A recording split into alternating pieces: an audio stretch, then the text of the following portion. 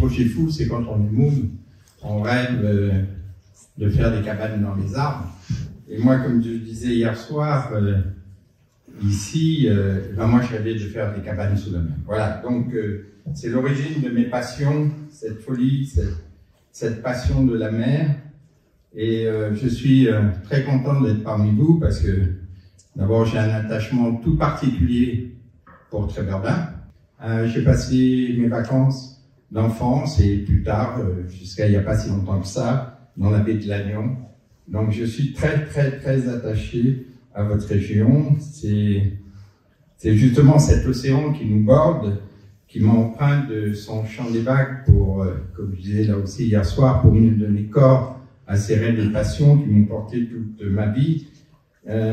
Mais alors, je voudrais partager avec vous justement ces projets spatiaux que vous allez voir, parce qu'il y a beaucoup de liens entre l'espace et le monde sous-marin, pour bâtir ce futur qui est proche de nous. Et donc, j'ai cette conviction que c'est de l'océan que naîtra le destin des civilisations d'avenir. Alors, vous imaginez bien que mes premières lectures de jeunesse, eh ben, c'était les romans de Jules Verne, Mieux sous les mers, mais c'était aussi le voyage de la Terre à la Lune. Mais j'ai aussi rêvé, comme sûrement certains d'entre vous, vu mes cheveux blancs, vous avez compris que j'ai 20 ans dans le cœur et dans la tête, mais je n'ai plus 20 ans physiquement. Et donc, un moment de ma vie très fort, ça a été le départ du premier homme dans l'espace, Gagarine. Mais en même temps, le premier homme sous la mer, Cousteau. Cousteau réalisait sa première maison sous-marine. Donc tous deux ont ouvert les portes d'un futur qu'on n'a pas conscience aujourd'hui, mais cette ouverture allait guider complètement mon destin. Alors, on va voir après. Ces deux grandes aventures humaines, eh ben, vous le savez peut-être pas, mais ils sont extrêmement liés. Les hommes de l'espace, les technologies, les hommes de la mer, les technologies marines sont extrêmement liés, les deux. Ce sont des milieux extrêmes, complexes, et donc on a beaucoup de relations entre nous. Et d'ailleurs, un de mes meilleurs amis, pour pas dire le meilleur, habite à 2 pas d'ici, c'est Jean-Loup Chrétien. Donc c'est pas innocent tout ça. Donc ces deux grandes aventures qui façonnent le devenir de l'humanité génèrent un foisonnement de nouvelles technologies. Là aussi, vous n'avez pas conscience de ce que ça représente sur les télécommunications, sur le portable, sur les réseaux sociaux. Tout ça vient des technologies de l'espace. Alors, avant de vous parler de cette relation très forte entre ce monde de l'espace, entre les hommes, entre les technologies, juste un petit rappel extrêmement rapide. Il nous faut partir des rivages marins, donc de nos rivages, pour comprendre un peu cette évolution de l'humanité. Alors, à travers les siècles, vous le savez, les marins ont parcouru les mers du monde, de continent en continent, pour de différentes raisons, mais pour la découverte de notre planète. Mais il faut savoir aussi qu'à travers les siècles, on oublie toutes les civilisations, quasiment, sauf les civilisations de désert, bien sûr, ont construit leur capitale ou leur ville au bord de l'eau, des fleuves, au bord de la mer, et même, comme on voit ici, certaines cités sur la mer, pour différentes raisons, évidemment, touristiques, guerrières, sportifs à l'heure actuelle, voilà. Mais ces cités ont à chaque fois une identité, que ce soit Venise, vous voyez, ou d'autres cités, les Ouros, sur le lac Titicaca, ces cités ont une empreinte, une culture à chaque fois spécifique au lieu géographique qui les environne. Alors, tout ça pour arriver à cet engouement, cette force qui nous porte de plus en plus, qui nous porte depuis des siècles, mais qui nous porte encore notre civilisation vers la mer. Ça constitue évidemment un certain nombre de problématiques. Et si vous regardez cette image prise de nuit depuis la station ISS, eh ben vous avez compris la problématique que ça pose, c'est-à-dire une densification du littoral. Et ce littoral, vous le savez comme moi, vous le vivez tous les jours, c'est la frange des écosystèmes les plus fragiles au monde. Alors juste, je rappelais hier soir que il est important que vous sachiez justement cette problématique, les problèmes que ça pose de densification.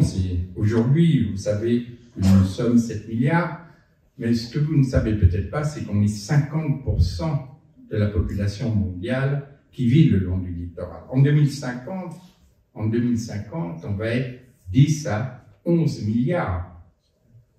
Et on aura, c'est pas moi qui le dis, donc c'est le CDE, on aura 75% de la population mondiale qui va vivre le long du littoral. Donc ça veut dire 7 milliards, le nombre actuel de la population mondiale. Alors avec lucidité, il est donc urgent, mais soyons pragmatiques et ne faisons pas de catastrophisme, c'est pas ma vision du monde, des choses, mais je suis lucide. Prenons conscience qu'il faut donc partir sur d'autres paradigmes, d'autres objectifs d'aménagement du littoral. Et c'est pour ça, entre autres, que le Conservatoire du littoral, c'est une excellente chose, même si des fois c'est un peu contraignant. Mais il faut aller beaucoup plus loin. Mais en même temps, il faut pas tout interdire, parce que c'est trop facile de tout interdire. Et donc, cette gestion, on doit la faire dans le siècle qui vient. Car, et en plus, ce que j'oubliais de vous dire, c'est que vous avez une problématique dont je vous parlerai un peu plus tard, qui est la problématique de la montée du niveau des océans, qui nous concerne tous, peut-être un peu moins certains d'entre vous qui sont, comme moi j'étais dans la baie du Yolet, j'étais à 70 mètres au-dessus de la mer, donc bien sûr je pourrais regarder ça de très haut. Mais revenons sur l'océan, sur ce que représente l'océan pour l'humanité. L'océan est le cœur de notre vaisseau spatial Terre. Parce que la Terre, c'est un vaisseau spatial qui parcourt notre galaxie. Et donc, cet océan lui fournit les 2/3 de son oxygène et de son énergie. Et comme vous le savez aussi, l'océan recouvre 71% de la surface du globe. Et pourtant, l'océan est encore largement méconnu, contrairement à ce qu'on pourrait croire, est extrêmement fragile. Nous commençons donc à peine à entrevoir ce qu'il représente. C'est un gigantesque réservoir précieux de 3,7 km d'épaisseur sur l'ensemble des océans et des mers, sur 71% de la surface du globe. Ça vous donne un peu la dimension, avec par endroits au plus profond 11 000 mètres de profondeur. Donc, c'est un gigantesque réservoir précieux, je disais, d'où jailliront les énergies naturelles de demain, la nourriture, la pharmacologie du futur et les biotechnologies, je l'espère, pour une Blue Society et une Blue Economy. L'espace, évidemment, est autant de ressources infinies pour le progrès de l'humanité. Alors, pour poursuivre ces recherches dont je vous parle, spatiales, puisque tout ça se fait en équipe pluridisciplinaire, c'est pas un architecte comme je suis seul à faire ces projets que vous allez voir. Ah, j'avais oublié de vous présenter justement le globe terrestre, mais voilà, vous avez compris. Donc, pour bâtir ce futur, cet avenir résilient et durable, nous devons absolument rien attendre des débats catastrophiques et anxiogènes. Bien au contraire, et ça j'aime le dire avec force, nous devons avoir confiance et croire au génie humain, à son extraordinaire pouvoir de création et d'adaptation. Et nous devons surtout croire à la jeunesse, à la puissance de cette jeunesse qui a l'instinct de ce que représente ce futur. Alors pour participer à bâtir ce futur, aussi cet avenir, j'ai toujours eu cette volonté de recherche de me baser sur l'humain et diriger mes réalisations vers une architecture biomimétique, bio-inspirée, c'est-à-dire observer le génie de la nature, comme le faisait Léonard de Vinci, puisque Léonard de Vinci, il y a 500 ans, vous vous rendez compte, il y a 500 ans, disait à ses étudiants, allez prendre vos leçons dans la nature, c'est là qu'est notre futur. La nature, depuis l'origine du monde, il y a 3 milliards 800 millions d'années, la nature dessine les plus belles formes, les plus belles courbes, les plus élégantes et fabrique les meilleurs matériaux. On s'en aperçoit de jour en jour dans différents domaines de discipline. Donc, en nous appuyant sur ce biomimétisme, en privilégiant les nouvelles technologies bio-inspirées, nous organisons une économie résiliente recentrée sur la nature. C'est donc dans cet état d'esprit que j'ai créé mon premier engin pour aller sous la mer. Donc, vous voyez, qui est issu de ce crabe araignée qui est à droite. Alors, j'ai après, parallèlement à ça, à la demande de la NOAA, donc l'IFREMER américain et de la NASA, puisque il y a beaucoup de similitudes de recherche et d'entraînement des astronautes sous la mer. On a imaginé à l'époque, je ne vous dirai pas à quelle époque, parce que c'est quand même il y a quelques années, c'était juste après l'homme sur la Lune, pour l'entraînement de longue durée des astronautes et pour ces mériens dont on va parler, des hommes du monde sous-marin, on avait imaginé au large des Ibergues un village sous la mer. Alors, ça peut paraître un rêve, oui, ça c'est clair, je suis un rêveur, mais un rêveur, ne vous y trompez pas, un rêveur extrêmement pragmatique qui va toujours au bout de ses rêves, si on peut avoir, voilà. Et donc, avec ma première maison sous-marine, Galatée, que j'ai non seulement imaginée, dessinée, construite, mais surtout, pour moi, le plus important, c'est d'expérimenter mes propres rêves, parce que ça entraîne d'autres rêves, et ça entraîne surtout de ne pas faire n'importe quoi. Voilà, donc après Galatée, cette première maison sous-marine qui est au Japon, qui a été conçue pour 4 plongeurs, donc ce sont des maisons en équipression, c'est-à-dire on équilibre la pression interne.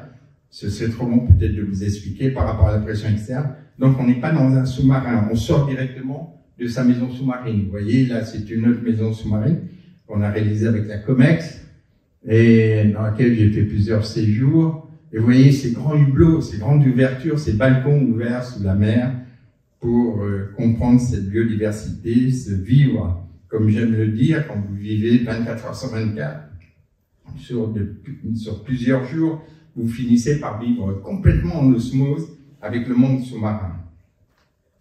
Et du coup, vous ressentez des phénomènes très particulier, comme dans l'espace, il y a des émotions qui se passent, même si vous êtes bien câblé et préparé pour ce genre d'aventure. Ça ouvre un imaginaire incroyable. Et pour un artiste, parce que je suis avant tout un artiste, même si je suis ingénieur, mais je suis avant tout un artiste, j'aime bien d'ailleurs être un artiste. Et donc, ça vous ouvre une créativité, un imaginaire extraordinaire.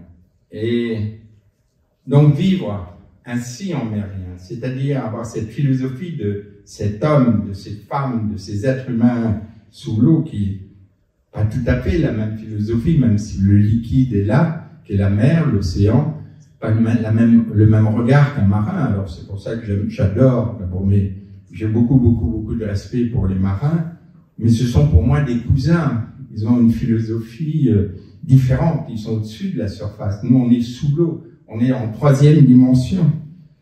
Et donc, cette 3e dimension, c'est le plaisir de pouvoir sortir de ces maisons sous-marines pour se promener autour de cette maison sous-marine autant de fois que vous voulez. Dans 24 heures, vous pouvez sortir 10 fois, 20 fois, autant de fois que vous voulez, vous revenez dans la maison sous-marine. Par contre, bien entendu, il est hors de question de remonter à la surface, parce que là, le danger est là, est évident, est brutal, mais donc vous remontez à la surface quand vous avez fini l'expérience avec des procédures adaptées, voilà. Mais c'est aussi c'est le plaisir de dormir sous l'eau. Dormir sous l'eau, c'est quand même magique. Imaginez dormir sous l'eau, de se réveiller en pleine nuit, parce que les premiers temps, je me réveillais en pleine nuit pour regarder, parce qu'il y a des projecteurs et la faune est là et la biodiversité autour de ces projecteurs, et c'est un moment très intense. Alors, après Hippocampe, puisque c'était Hippocampe, ce serait trop long de vous expliquer un petit peu les matériaux, c'est en aluminium, les polycarbonates, vous avez vu, ces grandes baies vitrées, ce sont donc des technologies qu'on connaît bien, qu'on domine bien maintenant. On a réalisé un certain nombre de laboratoires, de ces fameuses cabanes dont je vous parlais, de mon enfance que je voulais faire sous la mer. Alors je me suis construit quelques petites cabanes comme celle-ci en plus. Et voilà, donc beaucoup plus simple qu'une maison sous-marine au niveau opérationnel, Et là, c'est des aquabules complètement autonomes. C'est-à-dire que vous avez des bouteilles de plongée, toute une série, vous voyez, de 8 bouteilles, et il suffit d'ancrer cette bulle, et comme un ballon qu'un enfant retient, donc toujours cet esprit d'enfant, vous retenez votre ballon, comme ça, et puis vous le réglez à la profondeur que vous désirez. Vous voulez faire une expérience à 6 mètres, vous positionnez, même si le fond est à 50 mètres, positionnez à 6 mètres le long d'un tombeau. Vous avez une épave qui est à 25 mètres, 50 mètres, vous mettez l'aquabulle à 50 mètres. Et voilà. Et puis, j'ai eu cette chance, et ben, lors d'un de mes anniversaires, c'est pas très conseillé, et ben, on m'a amené quand même le champagne, c'était pas désagréable. Voilà. Donc, photo suivante.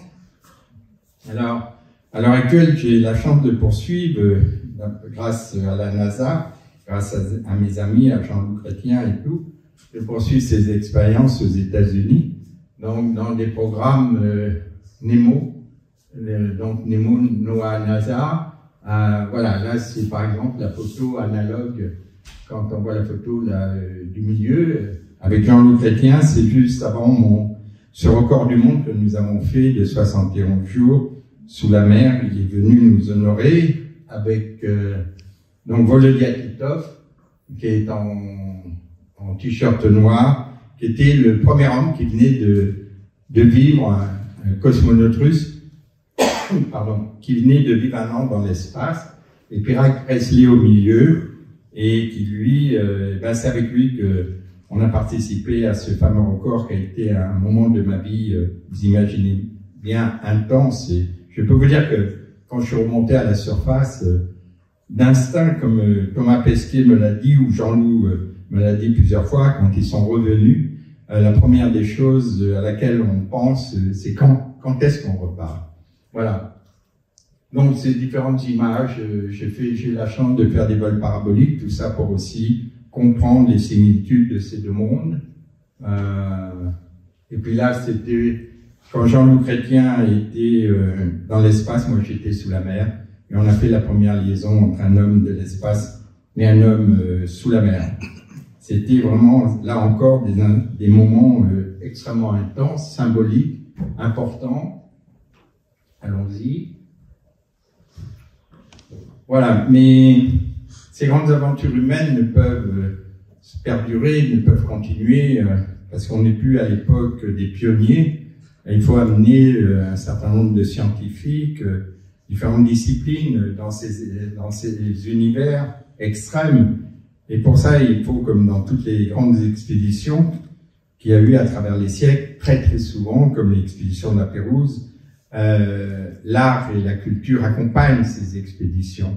Et donc, il faut que vous sachiez que les astronautes, les cosmonautes sont aussi sélectionnés parce qu'ils ont une capacité artistique intéressante, comme Thomas Pesquet qui joue de l'orgue, pas de l'orgue, du saxo.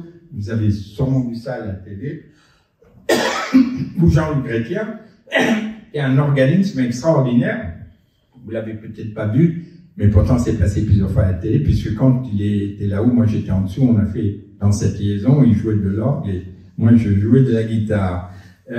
Voilà, donc sous l'eau c'est pareil, on crée dans ces expéditions, ces expériences de la musique subaquatique qui passe à travers le système osseux. Là aussi, ce serait une conférence à elle seule pour expliquer tout ça.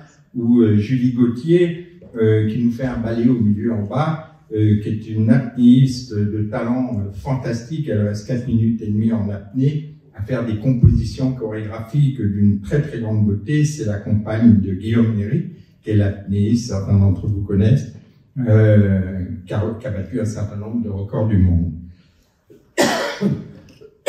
Pardon. Ce n'est pas le coronavirus, n'ayez pas peur, c'est parce que je reviens d'un voyage, d'un long voyage, et en avion, j'ai pris froid avec la clim. Voilà, donc là on travaille, justement, quand je parlais de similitude, donc on a été, grâce à Claudie Aigneret, qui est la première astronaute française, on travaille sur le retour de l'homme sur la Lune, puisque je me répète, il y a beaucoup de similitudes entre ces deux mondes, sur un village international lunaire. N'oubliez pas que les Américains vont Donc en 2025, ils vont retourner sur la Lune, ce sera une femme accompagnée d'un homme. Les Chinois en 2026 y vont, et on espère que Thomas Pesquet ira donc en 2030. Après, alors, vous allez me dire, mais c'est bien joli ce que tu nous racontes, aller sur la Lune, aller dans l'espace ou sous la mer. C'est vrai que c'est pas à la portée de tout le monde encore aujourd'hui, c'est évident, j'en ai conscience. Et donc c'est pourquoi, vraiment pardon, j'aurais dû garder mon écharpe. C'est pourquoi j'ai toujours lu. C'est vrai, quand on a un rêve, on aime, ça dépend des êtres humains, mais moi j'aime partager avec vous. Ah ben c'est très gentil. Quand on a des rêves, la plus belle des choses, c'est de les partager. Donc voilà, j'ai dit, mais pourquoi les architectes navals ne mettent pas des yeux au bateau? La technologie est là, c'est absurde. C'est pas de glass button. Pas de glass button pour moi. C'est-à-dire, on est toujours en aveugle. On est toujours au-dessus de l'eau, on regarde non, il faut être sous l'eau, en sécurité. Donc c'est comme ça que j'ai imaginé ces trimarans semi-submersibles, donc ils s'enfoncent sous l'eau, et vous voyez, une photo du milieu en bas, et 2 photos, donc comme une nacelle d'hélicoptère pour 10 personnes. Ça vous amène visiter cette île ou d'autres endroits, voilà. Donc, alors, après, je ne veux pas vous montrer tous mes rêves, toutes mes réalisations, mais je tiens particulièrement à cette réalisation qui était mon propre bateau pendant 7 ans, avec lequel j'ai parcouru les mers du monde. C'est l'Aquaspace, c'est un trimaran avec cette coque, vous voyez la photo du bas, sur 22 mètres de long, complètement transparente, et qui nous permettait avec tout l'équipage de pouvoir, par exemple dans le Gulf Stream, là, vous voyez, la rencontre avec des cétacés, et de pouvoir plonger, d'approcher, comme vous voyez là, l'animal, et d'observer, de suivre les tortues. Voilà, donc c'est vraiment magique de pouvoir vivre sur des très longues durées ces moments intenses du monde sous-marin. Alors tout ça m'amène à mon rêve ultime dont Patrick parlait, c'est-à-dire notre président du festival. Mon rêve depuis, j'arrêterai je dirais 15 ans, mais en réalité un peu plus, avec un homme merveilleux, ça vous dit peut-être rien, c'est Jacques Picard, qui est l'homme qui a été au plus profond des océans. Et c'est le père de Bertrand Picard, qui a fait le tour du monde alors là, ça vous dit quelque chose sûrement, qui a fait le tour du monde en avion solaire. Et on a eu cette idée merveilleuse de faire la station ISS de l'espace sous la mer, puisque c'était à l'époque le commencement de la station ISS, la fabrication de la station ISS. Voilà. Donc je propose qu'on regarde le film qui va bien vous montrer à quoi ça sert. Donc vous allez voir, ça fait 58 mètres de haut par 31 mètres de profondeur par 27 mètres de haut.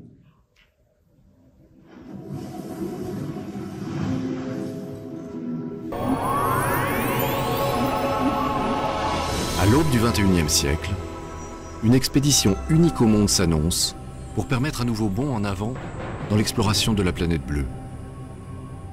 Sea Orbiter, sa mission, explorer un océan encore largement méconnu pour mieux comprendre son fonctionnement et éduquer les hommes sur son rôle essentiel pour la planète. Grâce à son mode de navigation lente et à sa très grande autonomie, il permettra des séjours de longue durée pour de multiples familles d'explorateurs. Une observation sous-marine jour et nuit de l'inépuisable richesse des formes de vie marine. Des accès subaquatiques permanents et faciles au monde sous-marin pour une parfaite symbiose avec l'univers aquatique. Tout cela fait de Sea Orbiter la première station océanique internationale nomade voguant au cœur du plus grand des écosystèmes terrestres,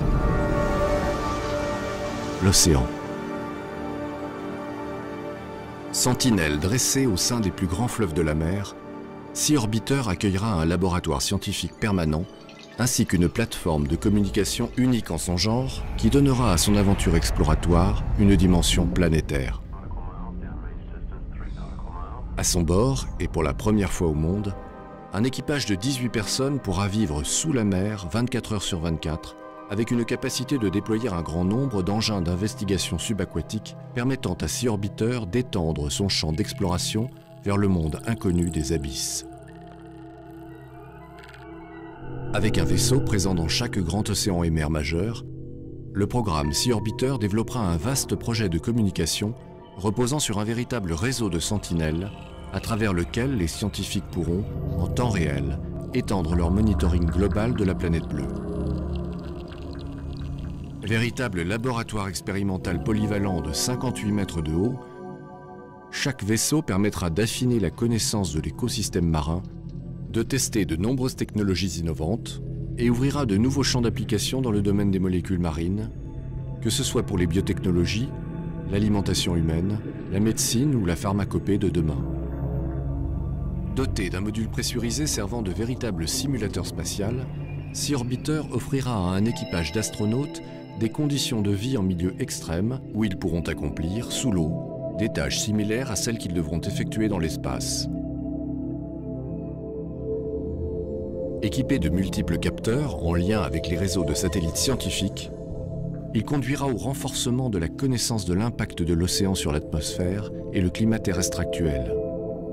Effectués en Norvège, au Marine Tech, le plus grand laboratoire européen de simulation, tous les tests ont été concluants.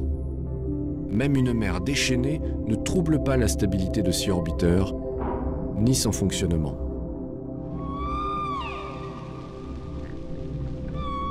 Porteur de l'esprit d'aventure qui habite l'humanité, Sea Orbiter a été conçu pour renforcer les nouveaux rapports entre l'homme et l'océan et pour servir de support à un vaste projet éducatif devant permettre aux futures générations de mieux répondre aux enjeux planétaires de demain. Car c'est de l'océan que naîtra le destin des civilisations à venir. Voilà, alors où on est, merci, où on est ce projet, si on remet, voilà. Donc ce projet que j'avais mis en stand-by, ce rêve que j'avais mis en stand-by pour des questions de montage financier, d'opposition de la part d'un certain nombre d'organismes, je resterai discret sur cette problématique-là. Et j'ai bien fait puisque là, vous avez peut-être entendu parler, en février, il y a eu One Ocean Summit à Brest, un moment très intense, très fort de la décision gouvernementale française, de voir un petit peu, de comprendre que l'océan, c'est les grands enjeux de demain pour les jeunes générations, pour l'économie bleue, pour la transition écologique. Donc c'est une réalité. Donc il est grand temps de bien comprendre que c'est de l'océan, ce que je disais, que viendra le destin de nos civilisations. Donc on m'a demandé de présenter Sea Orbiter pour voir l'impact, puisqu'il y avait la plupart des grands organismes de recherche internationale, que ce soit la NOAA, bien sûr, à travers le Goose, le MIT, le Scripps Institute, le JAMSTEC, le japonais, enfin peu importe, et un certain nombre de chefs d'État. Et on a fait une grande exposition, ça a eu un impact énorme, et donc un déclencheur pour relancer Sea Orbiter, en plus avec CMA-CGM, la plus grande société française de transport maritime, et que donc maintenant pour partenaire, et on espère, mais c'est jamais gagné. C'est comme une course, hein. Je suis un sportif dans la tête de, comme on dit, de haut niveau. Enfin, c'est une façon de parler, bien sûr, vous m'avez compris, c'est pas de la prétention, mais je veux dire, il faut gérer la distance, le marathon, et tant que la ligne d'arrivée n'est jamais atteinte, eh ben, il faut faire attention. Voilà, donc en 2025, eh ben, j'espère que certains d'entre vous viendront à bord. On en a parlé hier avec beaucoup de passion. Et ce projet s'adresse bien entendu à la nouvelle génération. Avant tout, c'est la recherche, vous l'avez entendu, la recherche sur la biodiversité dans ces grands courants océaniques, c'est la recherche sur le climat, et c'est la recherche sur les abysses, sur les sources hydrothermales. Mais c'est aussi, avant tout, transmettre cette passion des océans, cette passion de ce futur qu'il faut bâtir. Et voilà, donc c'est un outil parmi tant d'autres, il en existe un certain nombre à travers le monde, mais il en existe un qui m'est cher aussi tout particulièrement, et pour cause, c'est parce que j'en suis, avec toute mon équipe, attention, mais j'en suis l'architecte, c'est Oceanopolis à Brest, Oceanopolis 1, 2, et donc je suis très fier, non pas uniquement de son architecture, mais de son contenu, de ce que représente cet équipement dans son contenu, dans son impact pédagogique et scientifique. Et quand je vois, parce que beaucoup de gens en Bretagne me parlent de cet équipement, et ça me touche à chaque fois en me disant, mais quel merveilleux outil pour de compréhension pour les grands enjeux océaniques. Donc, on a non seulement réalisé Oceanopolis, que vous voyez donc à droite, mais on a fait aussi Nausicaa, Boulogne-sur-Mer, on a fait un certain nombre de musées de la mer, parce que ça c'est vraiment une de mes grandes spécialités aussi, la Cité de la mer de Cherbourg, et puis là, on a gagné le concours du musée de la mer à Qingdao, donc en Chine, dans la baie de Qingdao, là. Alors là, on a eu l'audace de le mettre directement sur l'eau, en plein milieu de la baie. Photo suivante. Et le dernier musée de la mer que nous venons d'inaugurer, c'est en Polynésie, c'est l'écomusée Pare Natura. Un petit musée, mais un joyau. Voilà, j'ai pris beaucoup de passion à faire ce projet, à le suivre, et puis surtout pour ne rien vous cacher, parce que ça m'a amené à plonger dans les lagons, donc ce qui n'est pas désagréable. Voilà, donc on a essayé de faire une écriture se rapprochant le plus possible des traditions polynésiennes, de la culture polynésienne, mais en la projetant dans le futur à travers ces technologies de panneaux solaires, vous voyez, comme des lames de coquillages qui viennent cintrer la toiture, voilà. Donc évidemment, à l'intérieur, tout est développement durable, tous les matériaux, mais tout est donc recyclable, je voulais dire plutôt, et il n'y a pas de clim. Donc c'est pour ça que j'ai légèrement soulevé, vous voyez, la forme. C'est pas juste un geste architectural de design, mais c'est parce que le banc s'engouffre, et donc avec la hauteur, l'air chaud qui est en haut repart après, suivant la forme du bâtiment. Photo suivante. Bon, alors là, on va aller très vite parce que j'aimerais quand même pouvoir échanger avec vous. C'est le but de cette conférence. Voilà, on travaille aussi sur les grands enjeux d'aménagement littoraux, on disait. Et là, un des exemples les plus signifiants, c'est l'extension de Monaco sur la mer, qui n'a pas d'autre choix que de s'étendre sur la mer, mais en tenant compte, bien entendu, de ces grands enjeux environnementaux qui sont essentiels si on veut aller sur ou sous la mer. On ne peut pas faire autrement, et surtout, on ne doit pas faire autrement. Photo suivante. Voilà, donc, si on parle d'aménagement littoral, de ces villes littorales sur l'eau, pour différentes questions, il faut penser à la problématique de la montée du niveau des océans, qui est une vraie problématique. Là, j'ai expliqué hier soir que les réfugiés climatiques, c'est une réalité qui arrive pour les 100 ans à venir. Ne faisons pas de catastrophisme, on a 100 ans, donc ça veut dire 3 générations. Et comme je vous l'ai dit, le génie de jeunes qui arrivent, des startups, on trouvera les solutions. J'en suis persuadé. Ça sera difficile, ça ne sera pas toujours simple, mais on trouvera les solutions. De toute façon, on n'a pas le choix. Donc, au contraire, ça peut nous motiver de rester positif. Là, c'est une expérience qu'on mène à l'heure actuelle sur l'atoll de Mopia en Polynésie, où c'est un atoll dans 100 ans, qui sera complètement immergé. Et donc, c'est de maintenir, la grande idée, c'est de maintenir dans tous ces atolls du Pacifique ou ailleurs, en océan Indien, les populations au-dessus de leur terre ancestrale, grâce à ces technologies de structures flottantes, et en plus de ces technologies souvent liées à toutes les énergies renouvelables venant de l'océan, ainsi de suite. Voilà, donc c'est un des exemples, et retrouver cette culture polynésienne par rapport au cheminement, vous voyez, c'est... Voilà. Donc, il a été très vite, il a raison. C'était juste après, on est en train de réaliser la marina olympique pour les Jeux olympiques, nous sommes les architectes. Donc, ça aussi, c'est une belle fierté pour 2024. Et puis enfin, mon rêve ultime maintenant, c'est ma fondation pour les jeunes générations. Donc j'ai la chance d'avoir créé en 2009, donc une fondation à l'Institut de France en tant qu'académicien. Et voilà, elle s'adresse aux architectes, ingénieurs, sociologues et tout, pour bâtir non seulement ce futur dont on vient de parler, voilà, et essayer de nous proposer des projets.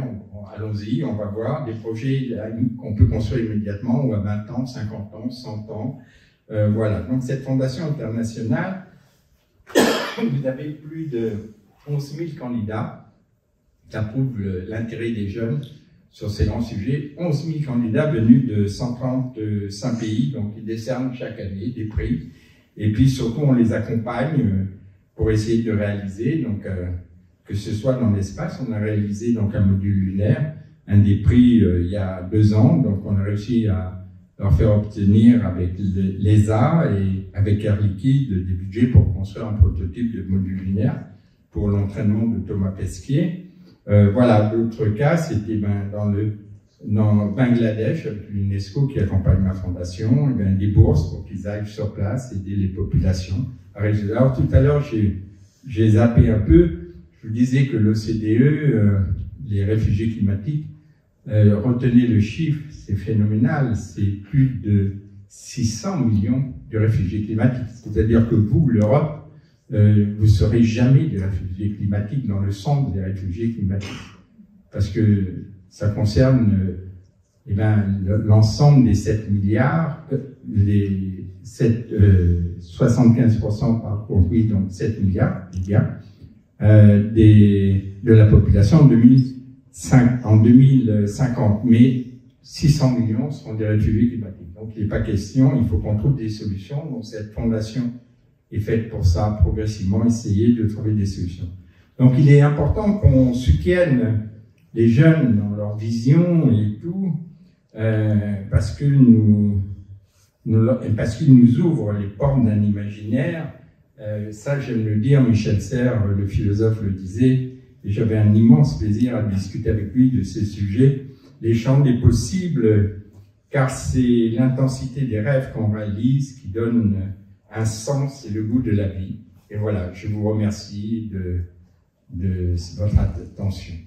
Et je suis prêt à répondre à vos questions.